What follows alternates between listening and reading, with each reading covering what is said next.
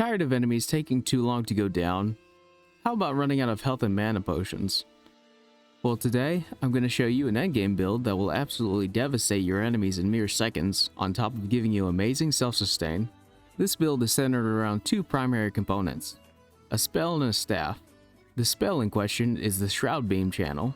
Despite the penalty of reduced max Shroud time, this spell pulls its weight in just how much work it puts in. Just look how fast it takes out these max level scavengers.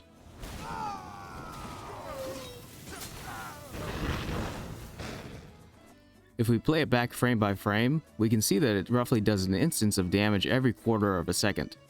That's a lot of damage. To make the Shroud Beam channel, you'll need 1 Enshrouded Cyclops eye and 50 Shroud adhesive for every 50 charges. You can get the eyes from the fell Cyclops found in the Shroud in 2 locations. The first Cyclops can be found within the Elixir well just south of the Howling Peak, right next to the center Shroud route. The second can be found north of the same mountain, just on top of a bridge. To more easily farm these Cyclops, I like to set up my flame altar right at the top of Howling Peak, right inside the cave that exits into the Dragon Youngling boss fight. There's a handful of good reasons for doing this. The first reason being that you can reach either Cyclops with the use of just one flame altar. The second being that this particular spot has a comfort level of 6 with nothing but the altar, making it convenient to refill the rested status if needed. Finally, flying down to the southern well Cyclops can go by pretty quick once you get the flight path down. This saves way more time than trying to traverse through the well the normal way. Here's how to do it. First, make sure you're rested up for the stamina bonuses. Next, equip the double jump and updraft skills if you haven't, as well as airborne to preserve stamina. Start by flying towards the direction of the well. Once you're aligned with the entrance, cancel your glider's flight and drop it to a freefall. You can pinpoint the location of this entrance by the structure that's just barely peeking through the shroud. Just as your head is about to pass below these 2 spikes, deploy your glider again. Watch out for this post here, as it can mess up your flight path. Once you start closing in on this crane here, you're going to activate updraft, continuing forward. Just ahead is the cliff with the Shroud route and Cyclops atop it. Once you're there, you can double jump your way up to the right, where the Cyclops and Shroud route will be waiting. The Shroud route isn't in this clip, as I had previously cleared it and returned before it could respawn.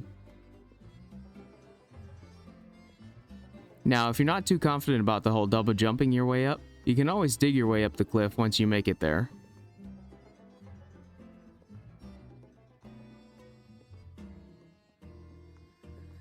And there you have it, reaching the Elixir Well Cyclops made quick. The Cyclops northeast of the Howling Peak is much easier to reach by comparison. For this one, all you have to do is find a specific landmark. So going up and to the right on the map from the peak, in the Enshrouded Valley lies something of a capital L shape. Zooming in, just a hair below where the bend narrows is where you'll find the Cyclops. Place a marker right there so we can start heading that way, and so that you can use it later to farm the Cyclops again. This one's just a straight flight down to your destination.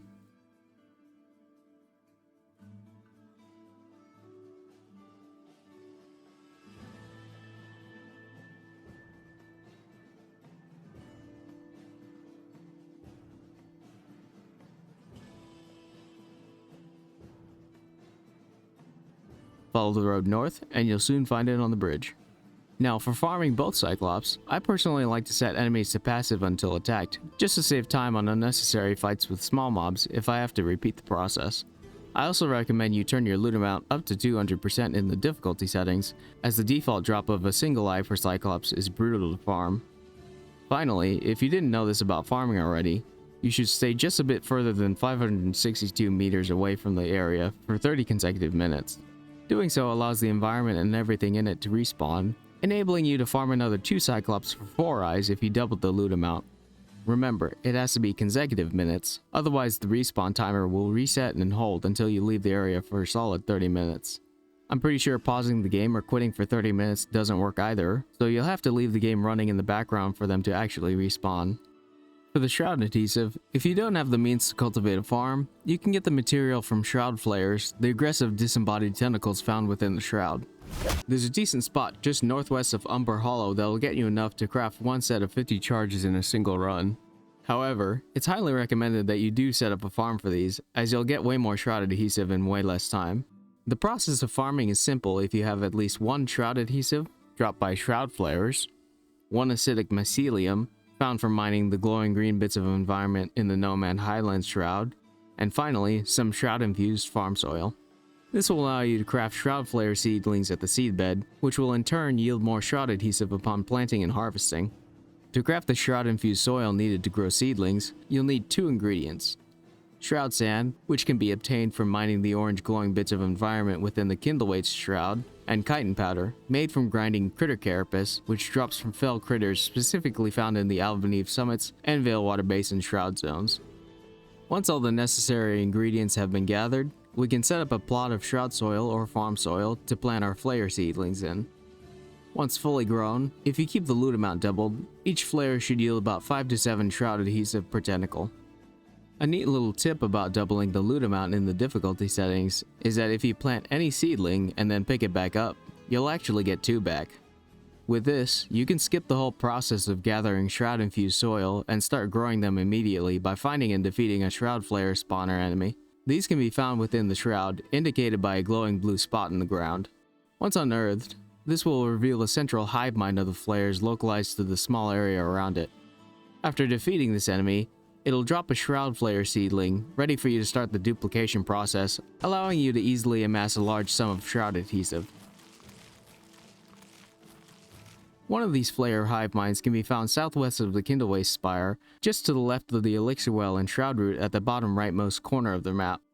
Another can be found northwest of the same spire, off the corner of the crossroads in the Shroud. Finally, a third can be unearthed in the Shroud Valley just south of the Albaneve Summit's Elixir Well we fought the Cyclops in. Without the Shroud-infused soil, the next best dirt to plant these seedlings in happens to be regular farm soil, the catch being that they only grow about half as fast. You can also just plant them in some grass, and it'll grow that way as well, albeit much slower. Ultimately, growing them saves much more time in the long run over fighting them in the Shroud, so it's best to farm these within your base.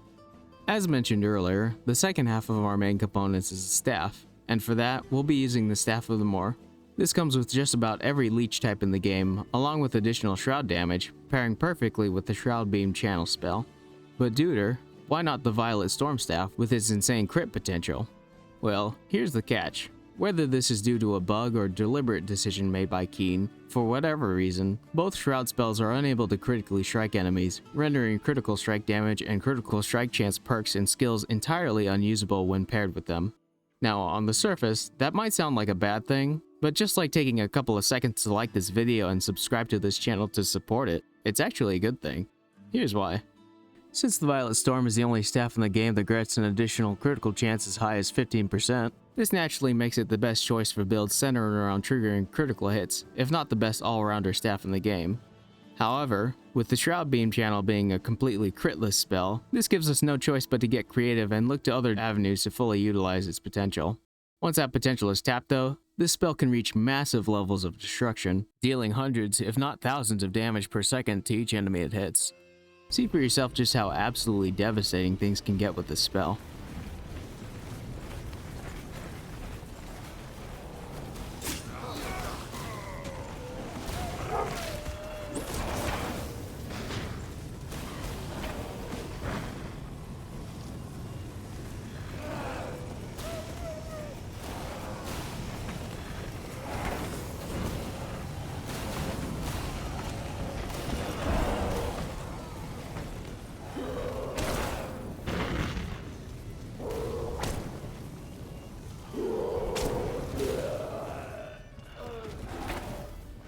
Here's a side-by-side comparison of a fully damage-optimized Violet Storm Staff build's Shroud Beam versus the Shroud Beam from this video's build. These comparison clips are aligned at the exact frames that the enemy first takes damage and their health bars appear, and timed until the very moment those bars disappear. Now, not only does the Staff of the Moor and Shroud Beam combo beat out the Violet Storm Shroud Beam by a solid second, the amount of damage it's doing being leached back to every stat is tremendously sustaining. This makes it a much more reliable source of resource replenishment than even Bloodletting, as you wouldn't need to put yourself in harm's way to collect any orbs. With this staff and spell, you'll never worry again about running out of stamina for dodging, running out of mana to keep blasting, or running out of potions for healing. These two staves are using the same armor, buffs, skills, and level 50 gem in this example, as these all generally work for a magic-focused playstyle. The only difference between the two is in the rings and gloves, with the Violet Storm build using an Ancient Ring and a Ring of Thunder Snow, and the Frozen Gauntlets for the gloves. We'll cover the entirety of the equipment in a moment, but here's every meaningful stat difference between the two. As for how that affects things, in the comparison clips previously shown, we can see that this results in a difference in the Shroud Beam's damage between 531 and 687 points in favor of the Moor staff build. At a rate of roughly 4 damage instances per second, that makes the total damage per second of each 2,124 and 2,748 respectively, not including the gems damage. That's a whole 624 point difference, or a 29.4% increase in damage, which is absolutely devastating in practice. Now that we've gone into the benefits of specializing into the staff and spell combo, let's take a full look at what we need to get it to that level of destructive potential. For our equipment, the most important piece in this case is the Tidecaller gloves, with their 18% damage boost to staves, as well as an additional 13% boost against magical enemies. These gloves make up a significant portion of the Shroud Beam's damage. Second most important to have would be 2 Rings of the Heir for the 12% boost to Shroud damage. The extra 4 minutes in the Shroud helps to offset most of the Shroud Fatigue's 5-minute reduced max time penalty, which is nice to have in case you plan to venture into the Shroud within 2 hours of using this build. As the rings are random drops that are hard to control, you can also opt for 1 or 2 Rings of the Ancients to stand in for any missing Ring of the Heir. This will provide 5 to 10% in magic damage to compensate for any lack of the Shroud damage boost from the missing Heir rings. Using 2 Ancients rings can also be a valid choice if you'd prefer to trade 2% of additional Shroud damage, along with comfort stats like reducing time penalties and frost resistance, to instead boost all of your magic damage by the aforementioned 10%. For the rest of the armor, the Tidecaller set fills the majority of our equipment slots, aside from the Circlet of Lightning. The purpose of all these is to provide a decent mana stat boost when using spells other than Shroud Beam, adding 252 points to your mana pool, 61 points to mana regeneration, and 0.45 seconds off the mana regen delay.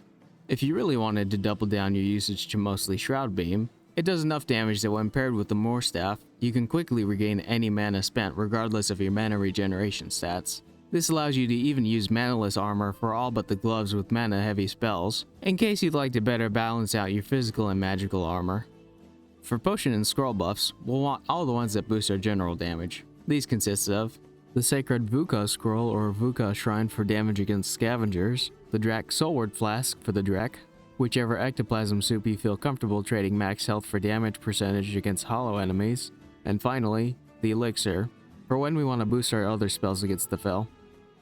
For food buffs, the meals I recommend are the Algae Salad, the Latte, and the Meat Wrap. With these 3 meals combined, you gain 33% extra magic damage. But why waste a meat food slot on the Meat Wrap for 6% of that damage, when you could get 21% damage on Wildlife and Beasts with Crab Cakes?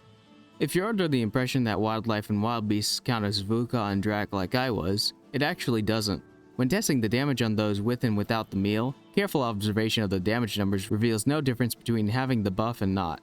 If you take a look into the attributes damage window of your character after consuming crab cakes, you'll notice in the damage against section that the Drak and Vukah aren't boosted either, just Wildlife. But here's the thing, it doesn't even work on Wildlife, as the damage numbers on those don't even change after consuming the cakes. So perhaps it's just bugged, but for now I wouldn't go for crab cakes. If it does happen to be a bug and they fix it in the future, I'll drop a pinned comment down in the comments below with that update.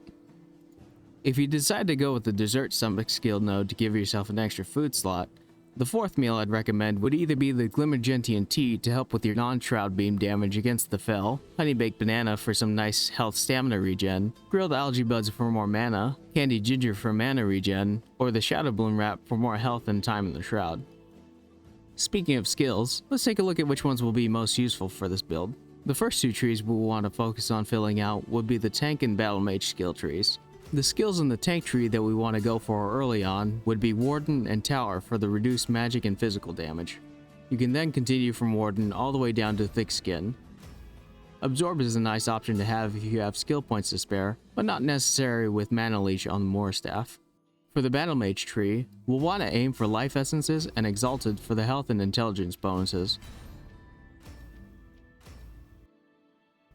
Optionally, we can head down the left to grab Life Burst for a little extra healing. Next, we'll be focusing on grabbing every intelligence node from each tree to boost our damage and max health from Life Essences. The first tree I recommend going down out of Healer, Wizard, and Trickster would be the Wizard tree. On the way down, make sure to grab Quick Charge just above Mage Apprenticeship to boost your spell charging speed. Further down, we can work our way to Frost for some defense against melee attackers. At the last branch, we'll want to prioritize Dark Arts and Abyss for the 30% boost to Shroud damage. If you have 8 extra points, you can go down the other branch to squeeze out that intelligence node at the end. Finally, for the last 2 trees, we'll be going down as far as there are intelligence nodes for both. This should fully unlock intelligence that can begin from the skill tree, maximizing your innate magic damage. All this should cost you 104 skill points, so if you've unlocked the rest of your skill points from Elixir Wells and Shroud Roots, you should have 80 to spare. Obviously, the first 2 nodes we'll want to spend our extra points on would be Double Jump and Updraft for the convenience they provide. If you're planning on rounding out this build's spell potency, Thunder, Lightning, Arsonist, and Pyromaniac will boost your shock and fire damage by 30%. The next optional skill I recommend going for would be Terror, if using additional spells alongside Shroud Beam. Despite the lower crit chance of this build, this can be worth taking just for the stun potential. Next would be Blood Magic, to top your mana off if using other skills, as you can easily heal the damage taken with the Moor Staff's Health Leech and Shroud Beam together. From there we can grab Arcane Concentration to increase our mana pool. Going backwards in the tree, Bloodletting could be a decent optional add-on to consider for our other spells for the restorative orbs. Wand Master can be picked next if you're using wands for the extra projectiles. At this point, we should have about 39 skill points left. You can use 28 of those to go all the way down the Survivor tree to Last Meal for the stamina sustain skills, food buffs, and food buff death protection, or stop at Dessert Stomach and save 5 points, leaving you with 16 to spare. Finally, you can put the rest of those points toward 2 or 3 resistances. If you choose Ice and Shock resistance, you can max those both out and have 4 points to spare, but if you decide on Fire resistance, then you won't be able to max out your second choice for resistances, so choose whichever types give you the most trouble. Last but not least, we have gems. For most damage, the Gem of Swiftness might be the most consistent of all, as all you need to do to activate this gem's effect is sprint for 2.5 seconds. Once active, the gem at level 50 does 34 bonus damage for every instance of damage. Paired with the Shroud Beam, this increases the gem's damage output to 136 per second.